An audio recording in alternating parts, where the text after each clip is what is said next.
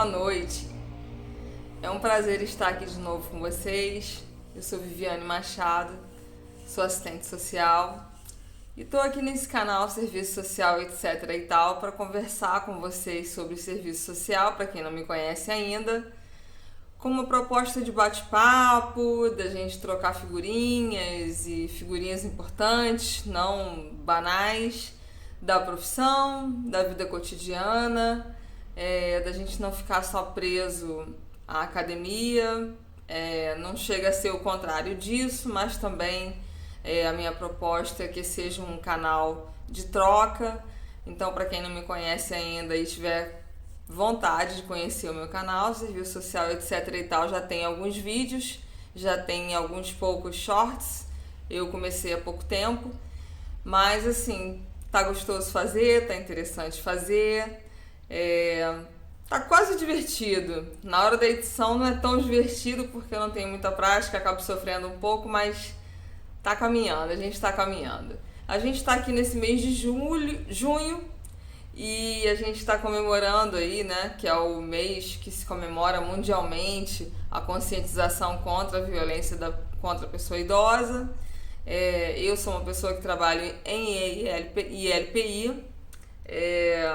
Não me propus em nenhum momento a falar só sobre ILPI, mas acaba que coincidiu, né, de começar o canal em maio, junho, e junho a gente está nesse mês comemorativo e tá uma riqueza gigantesca, que bom, graças a Deus, de eventos maravilhosos, de mesas maravilhosas e de coisas muito esplendorosas que eu tô ouvindo, e que tem me enriquecido muito, muito, muito na minha prática profissional, na minha reflexão sobre a pessoa idosa, tem contribuído e enriquecido também o meu fazer e o meu planejar profissional.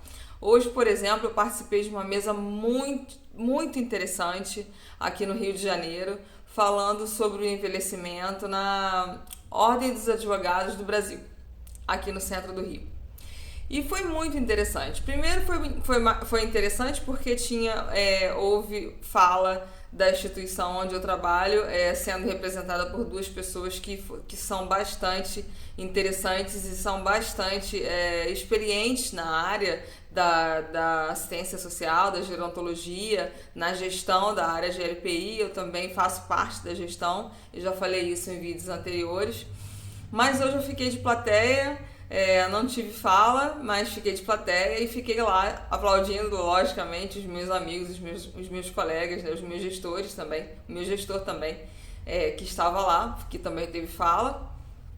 E ouvi muita gente bacana, ouvi uma médica muito interessante, que pontuou a questão da pessoa idosa hoje, em 2023, ela não ser mais o que era antes, o que era a questão da pessoa idosa no passado, que ela ficava meramente centrada, focada na área médica. Que hoje a questão do idoso ela está muito maior do que isso, ela já fugiu há tempos desse padrão do idoso estar só na caixinha da medicina e do bem-estar dele, caber somente ali, somente dependendo daquele médico, daquele remédio, daquele tratamento, que isso não. E aí também eu vi uma outra pessoa na mesa, um outro rapaz que levantou uma discussão também muito interessante, falando sobre a questão da vinculação. Duas falas hoje foram muito importantes, que retrataram essa questão da vinculação.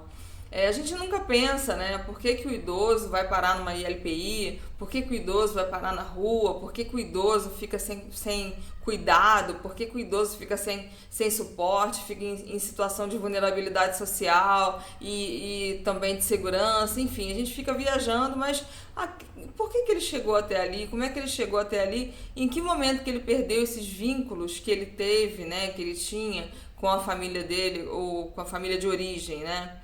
E aí a gente chegou a uma discussão muito interessante que muita gente esquece, ou pelo menos nunca pensou sobre, que a gente só se vincula com que a gente se parece, com o que combina com a gente. Então, assim, muitos idosos, eles se desvinculam da família, fora dessa caixinha padrão que as pessoas às vezes acham que é a questão do abandono, da violência, da negligência, da internação, da doença, ou então morreram todos e ele não tem mais condições de se manter e acaba indo para uma instituição social. Às vezes o idoso ele também pode se desvincular da família quando ele começa a entender que aquele grupo familiar não mais combina, entre aspas, com o que ele entende que é um ambiente saudável para ele estar. Olha que interessante. E ele mesmo, por ele mesmo, acaba saindo. No último vídeo que eu falei aqui, eu falei sobre um tipo de violência que eu pouco tinha ouvido falar, que é quando o idoso ele se autoviolenta. Quando ele começa é um autoabandono, não é o abandono do outro com o idoso, não é a falta de cuidado do filho, nem do familiar direto, não. É ele que se autoabandona. E isso também é um tipo de violência, uma violência contra si mesmo. E eu fiquei pensativa sobre isso, falei, nossa, eu nunca tinha pensado sobre isso. Olha quanto tempo que eu trabalho com uma pessoa idosa e eu nunca tinha pensado sobre isso com mais ênfase, porque a gente acaba sempre colocando essa responsabilidade na mão de uma outra pessoa, no colo de uma outra pessoa, porque o fulano não fez, o fulano não cuidou, mas às vezes ele também não quer ser, ele não quer fazer. E isso perpassa, obviamente, por uma questão de autoestima, de doença psíquica, depressão, doença neurológica, psiquiátrica, ou enfim, por uma série de questões sociais e de saúde que faz com que ele se abandone, ele se abandone, estando ou não dentro do meio familiar dele mesmo. E aí, isso me trouxe me voltou hoje dentro da minha reflexão nas falas que foram ditas hoje lá, né? Foi muito falado sobre política pública de proteção, sobre política pública voltada para a pessoa idosa, política de assistência social, enfim, o tripé da Seguridade Social, Previdência, Assistência e Saúde. Foi muito conceitual também, mas assim, foi um pacote hoje muito magnífico, muito fantástico, e eu voltei assim muito animada para falar sobre isso.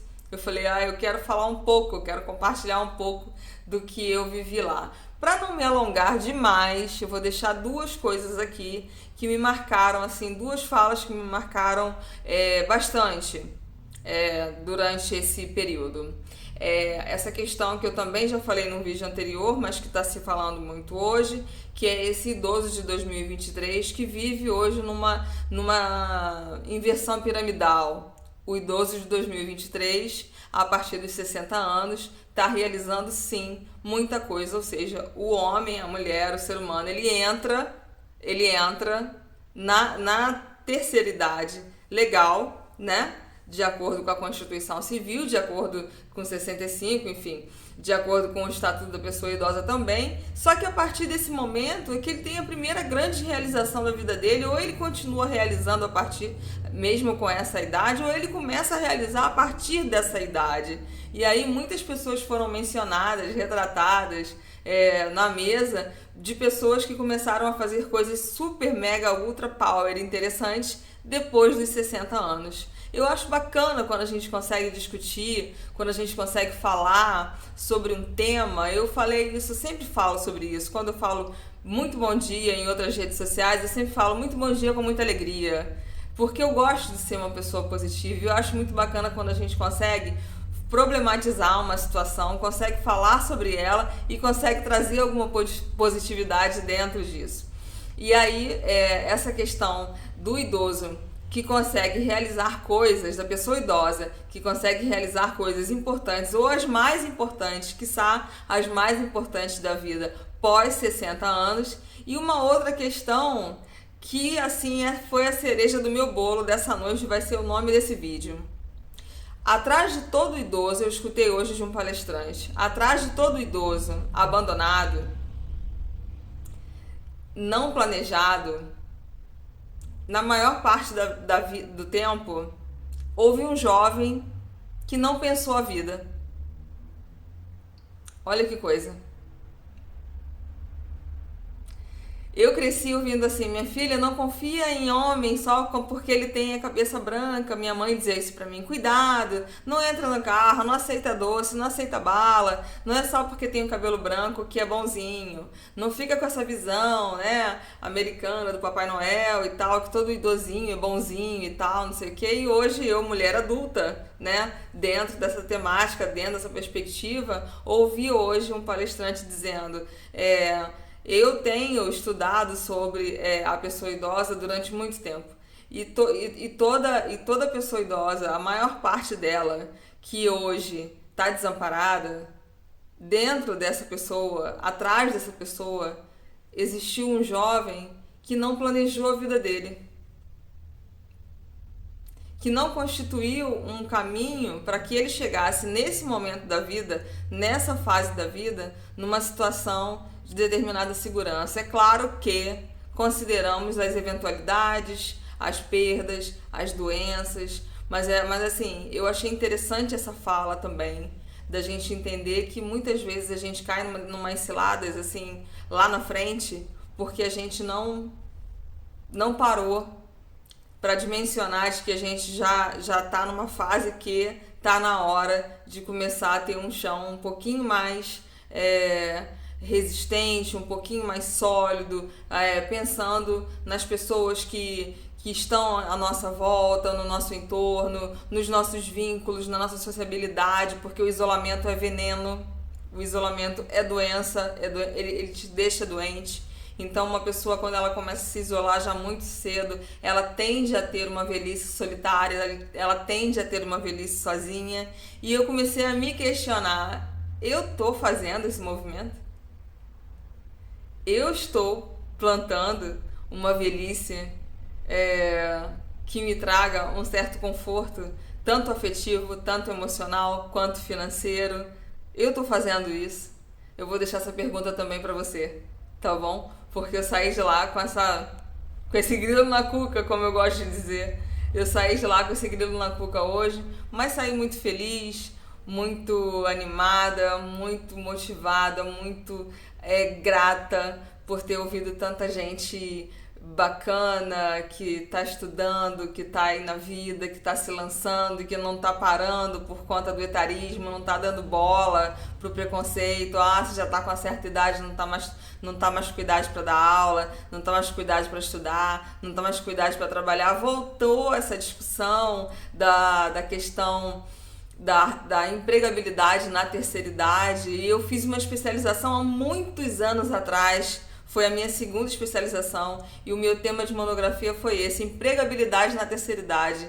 E agora esse tema está novamente em discussão e eu fiquei muito grata de perceber isso, que eu falei, caramba, eu falei sobre isso numa monografia lá atrás, não sei nem que ano que foi isso, e agora essa discussão tá de novo aqui, tá de volta, porque a gente hoje tem um idoso que quer continuar na ativa, que quer continuar caminhando, que quer continuar também. A gente não tem só o idoso doente, a gente tem o idoso também que quer continuar aí em sociedade, gerando recurso financeiro, gerando mão de obra para a sociedade e não está tomando lugar de ninguém. Eu acho que a gente já chegou a essa conclusão e que a gente tem como separar isso, e que chegou a aposentadoria, mas quer continuar, quer permanecer.